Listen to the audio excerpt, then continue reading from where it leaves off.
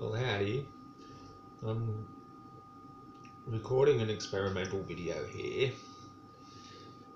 to see how much memory I've got, first of all, because I've got no idea because I keep forgetting to delete previous videos. Anyway, I'm just going to do another completely random rant. Not a psychotic rant, just a random rant. While I'm chopping up the vegetables for dinner tonight,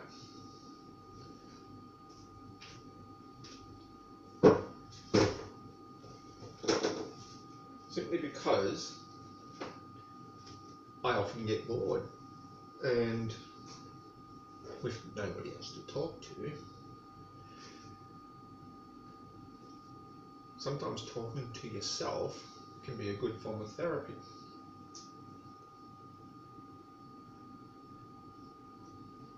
I forgot to mention, I did happen to, probably I shouldn't mention it actually.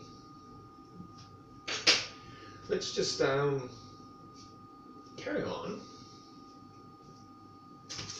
Okay, I should mention it because it's something I rarely ever do, and it's like the third time I've done it in recent times. The last time I did it, I actually made a live recording of myself tripping out on LSD, and this time around I'm recording it as well. I've left it quite late in the day, like it's only like 8:30 or something, but to me that's fairly late to start cooking.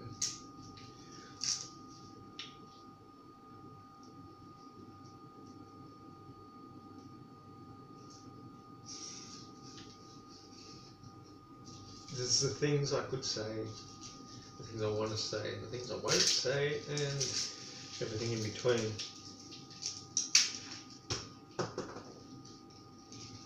What I can say is that the stars tonight are just magnificent. I mean, I didn't even want to come back from that walk because they are so intensely beautiful and weird. Weird to me because I'm obviously tripping, which is a strange sort of thing when you admit to tripping, as opposed to, see, what I would like if I was somehow able to take this lysergic, whatever you call it,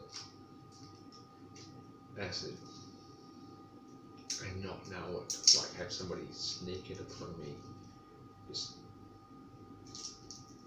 you know, not when I was doing something important, like I wasn't going to go driving a vehicle or anything, but just not know that I was on it and see how that felt, because knowing you've taken it and realising you've taken it and experiencing the sensations while you're on it, it's great, but you're sort of a little bit disappointed because you kind of put down the unusual experiences to being a part of being on it. And, you know, I'm not a drug user. I want to stress that, especially to you, old Robbie boy, my old mate from, you know, give him a like, give him a subscribe, old Atheist Dominion. You know, I think everybody deserves a fair chance in life, and poor old Robbie tries hard, but he seems to think that because when I have an experience like taking a bit of LSD, for example, that it's like something I do all the time. Far from it. I mean, bloody hell. I've barely tried the stuff more than a dozen times in my life. I admit I like finding mushrooms in the cow paddocks occasionally too, but it's not like taking drugs. I mean,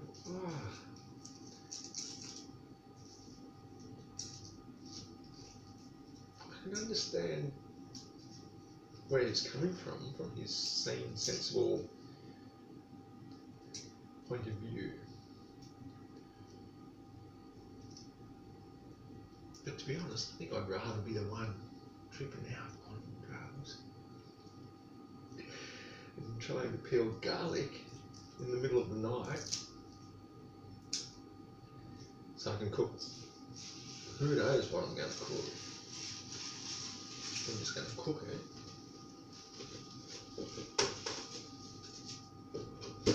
Because that's what cooks do. They cook.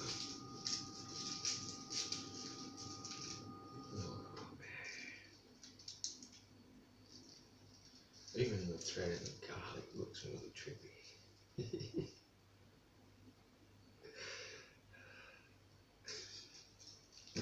This is a fucking great sensation, I have to say. I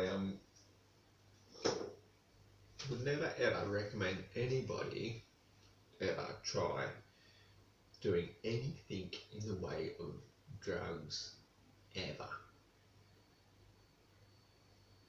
Unless it's a day that ends with Y and it's a day that begins with why not?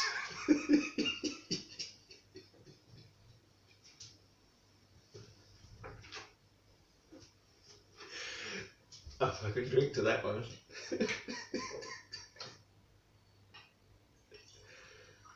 Oh, dude. Here's to keeping it sane on the flat and stationary plane.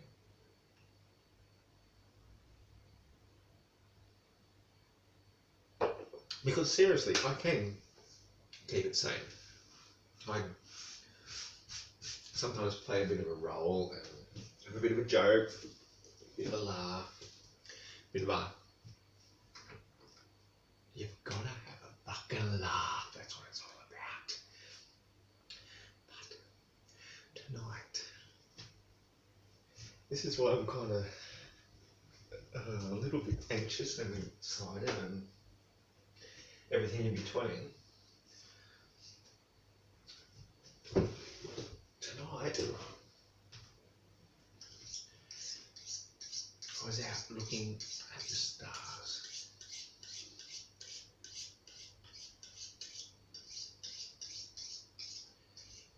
And the stars are not what we think they are. They are incredibly much closer. Now this is obviously where I'm going to have to use the advantage of being a tripper and actually under the influence of this particularly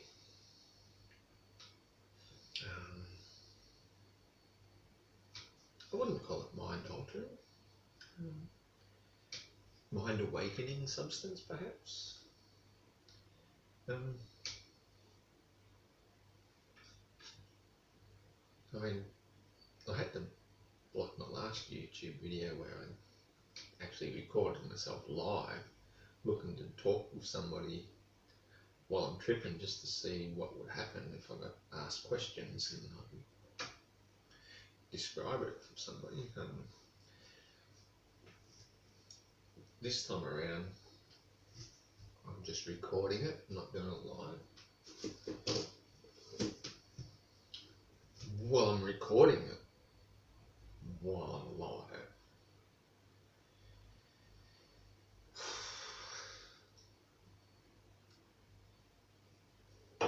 The thing is, I want to talk about the stars. Oh, that's nice. Reminds me of the grapes that my grandfather used to grow on his property at Bathurst. Muscatel.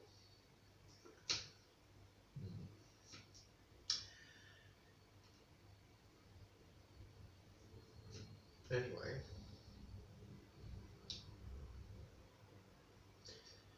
I believe there are certain prophecies, predictions,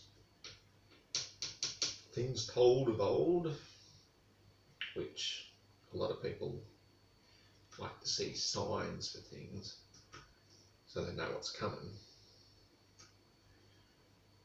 I guess that makes sense. I mean,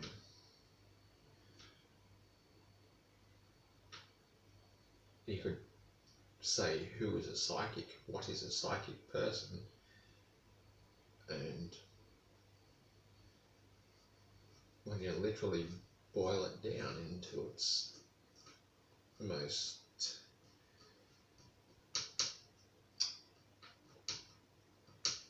essential infusion, this is just somebody who reads the signs and is able to read them. Like when you're driving down a road, you see the sign, you know what's up ahead.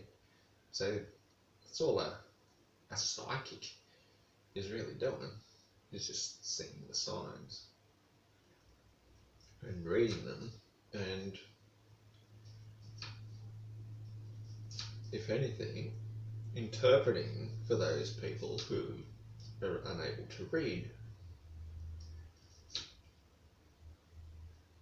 In this day and age though, there's not really much excuse for not being able to read. Well, there's actually quite a lot when you think about it. I'm not going to delve into conspiracies for now. I'm going to try and steer clear of them, because the thing I'm really here to talk about is the stars and seeing the signs. And seeing the signs in the stars, of the stars, and talking about the signs that people have talked about in the past. And so the biblical prophecy is that the stars will fall from the sky. And I think that, oh, I just heard something whistling outside. I think that shouldn't be taken too literally, and should be taken not too literally. I think what they're talking about is that we are recognizing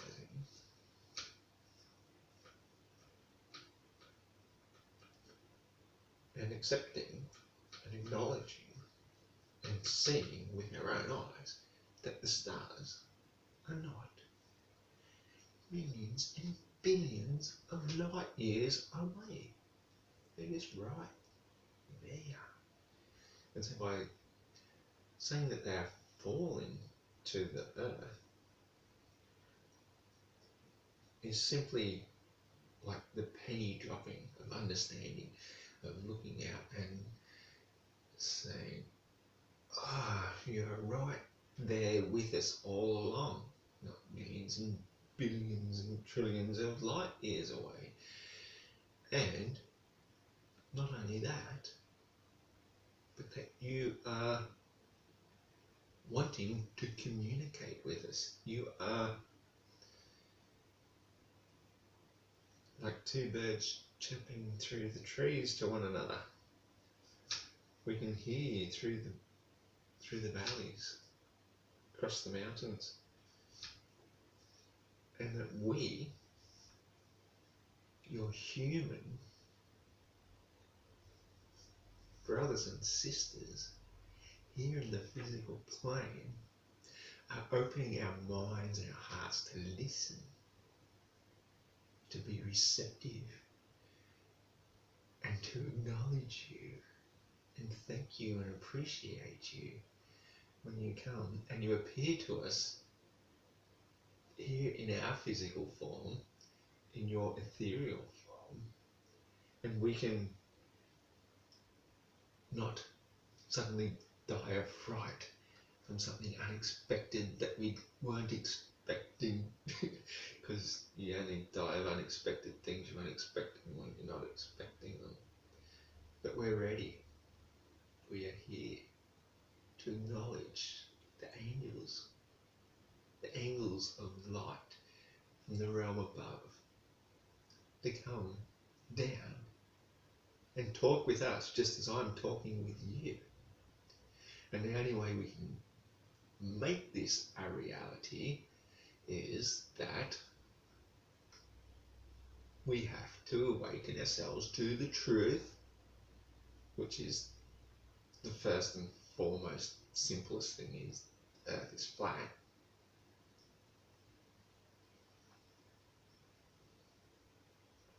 Because to live on the outside of a spinning ball is the most ridiculous notion. That the moment you start believing that, you'll start believing any other sort of lies. But the moment you get over that and realise we live on the flat stationary plane at the very bottom of existence, and that the stars are there to guide us, the star seeds, here on the planar Earth. It's like you found a long lost brother you never knew you had, only better. Because there's multiple cousins and aunties and uncles. There are millions and billions of beautiful stars out there. There are clouds of them. This is what I couldn't get over tonight, just looking at the clouds of stars. Like I can make out the individual stars, but when you start seeing the clouds of the Milky Way and you can't even make out individual stars, that's just like representing billions of years of star seeds evolving up out of the ground and finding their place in the heaven where they want us to come and join them, where we belong. That's why we come here as children.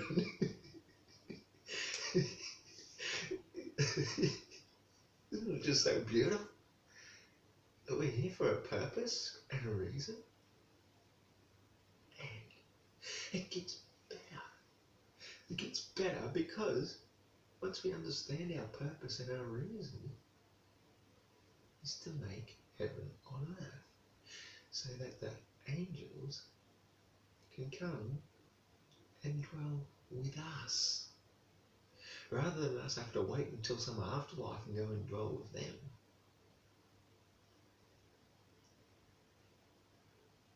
This is the moment we've been waiting for.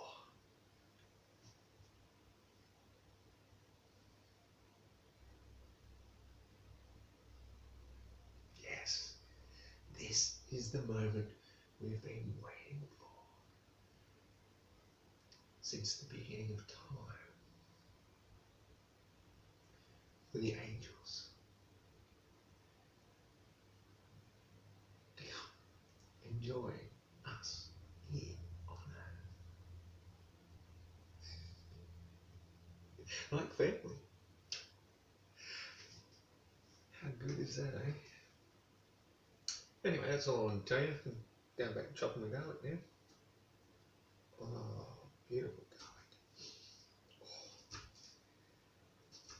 One thing I love about chopping garlic is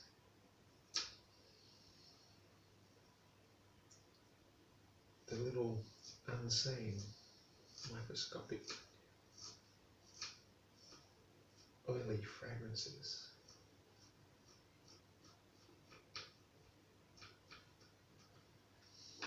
wafting up through the air, filling my senses.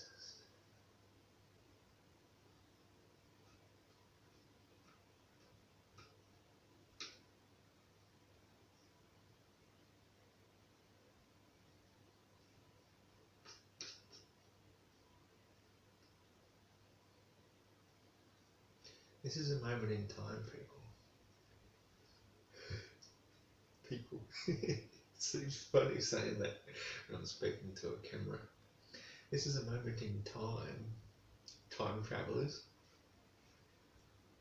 We call it 2018, the first day of October, so it's our first day of spring for us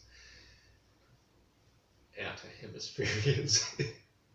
I nearly said sun, but I did say hemisphere. Hold on a second. I was nearly uncouth and drank from the bottle. That would have been uncouth.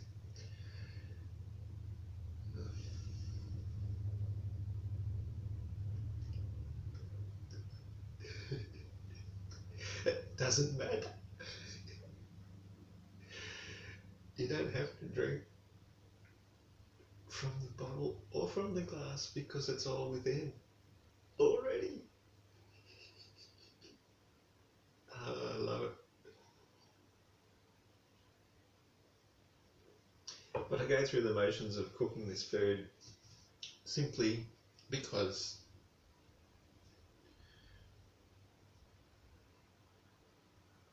it's better than being stuck to my fingers with little bits of facial hair through it.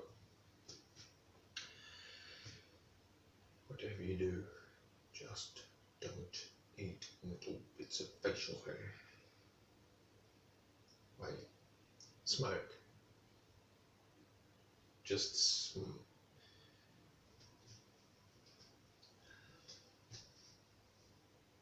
Alright, take 2. And see me in the morning. Dude. That's a knife. That's not a knife.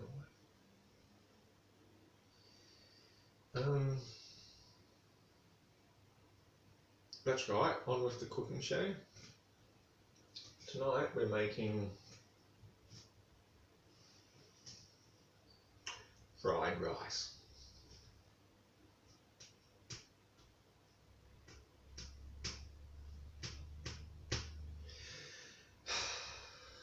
Trouble is, I don't really know what I'm making, apart from just enjoying this moment. It is just fantabulous.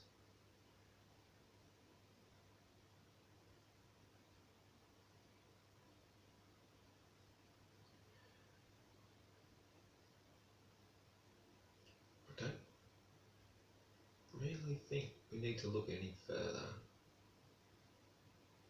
to find the truth than behind our own eyes. Like,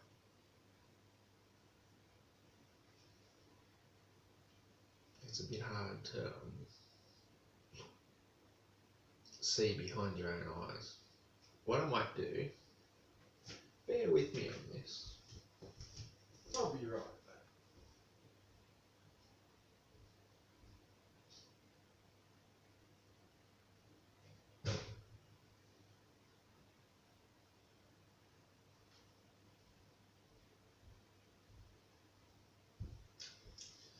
Alright, well I told you I'd be back.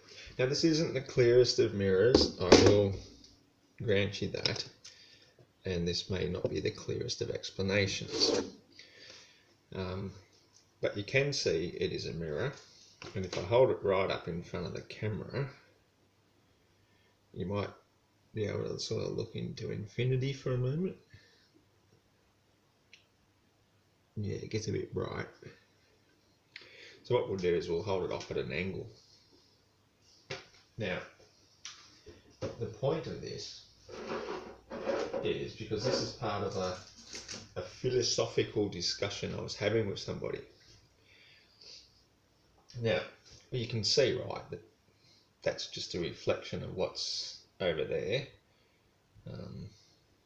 See if I open up the cupboard, for example, you can see me opening it. All right, we're all good with that. You can see that there's the back of me. Oh man, now I'm fucking hell, that's right, I already am. Oh shit. Now I'm looking at myself in the mirror, and the dude in the mirror is pointing at me. Oh. Okay. This is probably the worst experiment I could possibly have done while on acid. Fuck, man. I can see you. I'll get you. Wait there.